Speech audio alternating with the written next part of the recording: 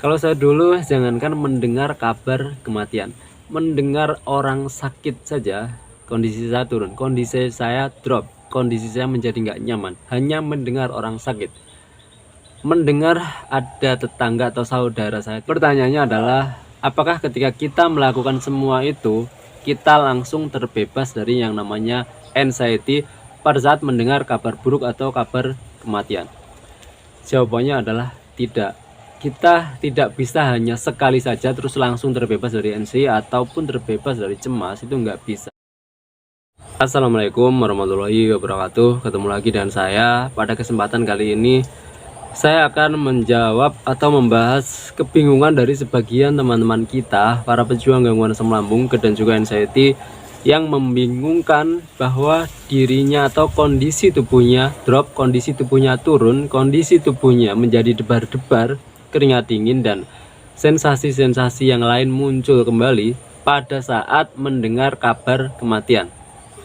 Saya akan membahas itu tentu saja singkat saja berdasarkan pengalaman pribadi dan juga sebatas pengetahuan yang saya ketahui saja.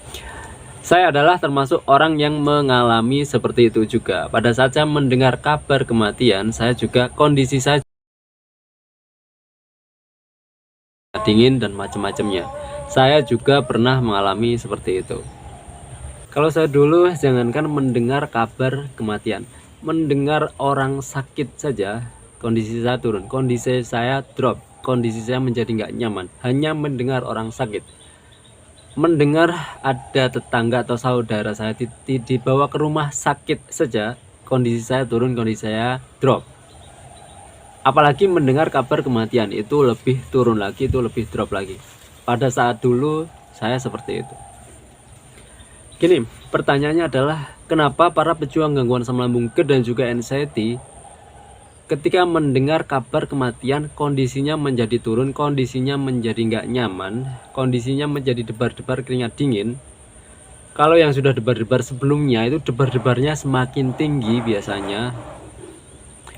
Itu adalah karena cemas kita tinggi, anxiety kita tinggi, bukan dari asam lambung. Tapi pada ujungnya nanti asam lambung naik juga, tapi itu sumbernya adalah cemas kita yang tinggi. Ketika cemas kita tinggi, kita akan kalah dua kali. Kalah yang pertama adalah cemas yang sangat tinggi itu bisa menurunkan kondisi kita, dan yang kedua adalah cemas yang tinggi itu bisa memunculkan asam lambung naik. Jadi kita akan kalah dua kali pada saat cemas kita tinggi. Dan solusinya adalah gini. Bukan solusi dulu. Ceritanya, urutannya kenapa kita bisa mengalami kondisi turun pada saat mendengar kabar kematian, yaitu adalah urutannya seperti ini. Kuping kita mendengar kabar kematian. Sesaat setelah itu, fokus kita masukkan semuanya ke dalam diri kita. Kebiasaan buruk kita adalah seperti itu. Pada saat mendengar kematian, langsung fokus kita secara otomatis kita masukkan ke dalam diri kita. Itu kesalahan atau kebiasaan buruk kita pada umumnya seperti itu. Memasukkan semua fokus kita habiskan, kita fokuskan ke dalam diri kita.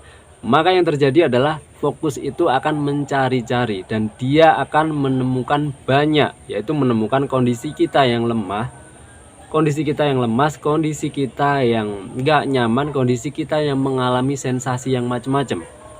Pada saat itu ditemukan oleh fokus, maka fokus akan membawa itu dikait-kaitkan dengan yang namanya meninggal.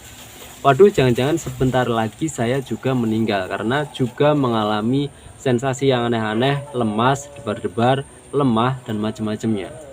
Setelah itu maka anxiety ataupun cemas akan bangun, dia akan muncul. Setelah muncul, fokus kita masih salah, yaitu fokus kita terus kita masukkan ke dalam diri kita, maka yang ada anxiety semakin besar, semakin tinggi. Kalau kita sama sekali tidak bisa mengontrolnya, yang ada adalah kita kena serangan panik. Tapi biasanya kita bisa mengontrolnya, tapi hanya sedikit. Tapi anxiety dan cemas sudah terlanjur tinggi, tapi nggak sampai kena serangan panik. Tapi walaupun nggak sampai kena serangan panik, tapi kita sudah kalah karena anxiety sudah terlanjur tinggi.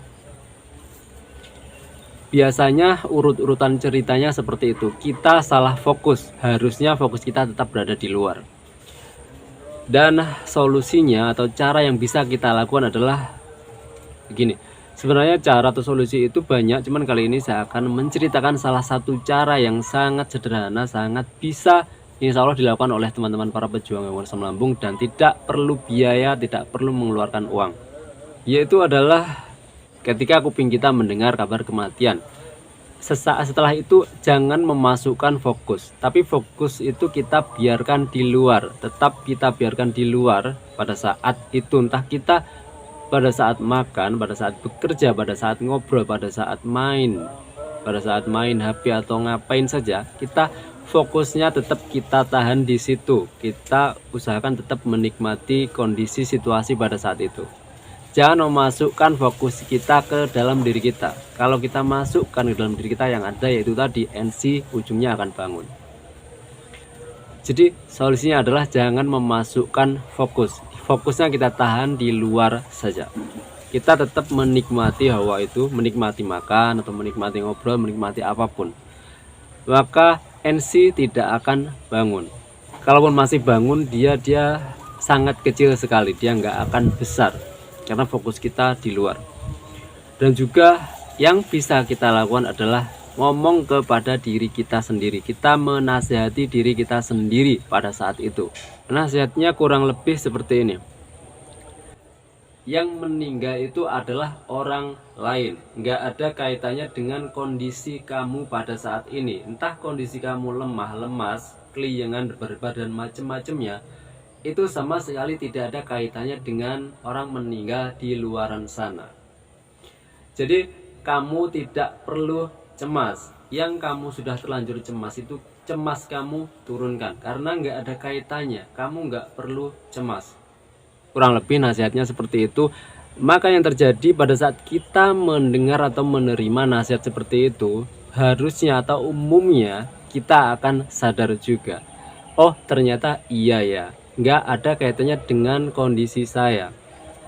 Walaupun kondisi saya lemah, kondisi saya lemas, tapi nyatanya nggak ada kaitannya sama sekali. Memang nanti kita akan sadar seperti itu. Dan walaupun cemas kita sudah terlanjur tinggi, kalau mendapat nasihat seperti itu, insya Allah cemas kita akan turun, atau kita akan bisa menurunkan cemas itu.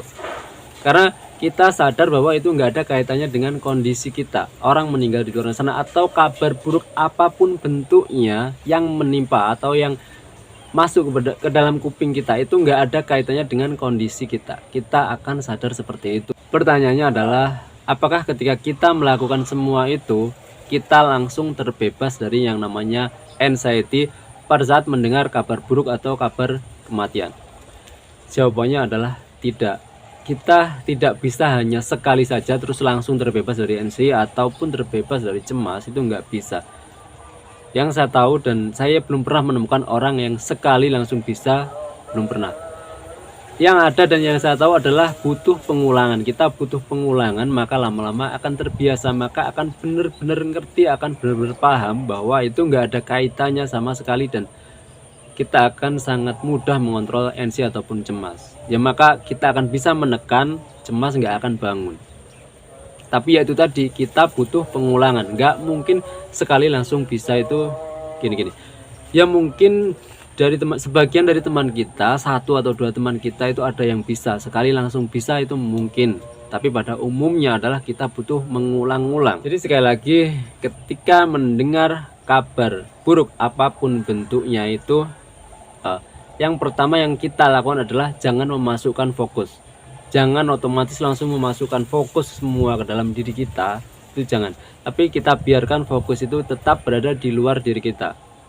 Yang berikutnya yang harusnya kita lakukan atau yang bisa kita lakukan adalah menasihati diri kita sendiri atau ngobrol kepada diri kita sendiri, dan isi nasihatnya adalah yang saya ceritakan itu tadi. Saya kira itu salah satu hal, selalu bersyukur pada kondisi bagaimanapun kita saat ini. Assalamualaikum warahmatullahi wabarakatuh.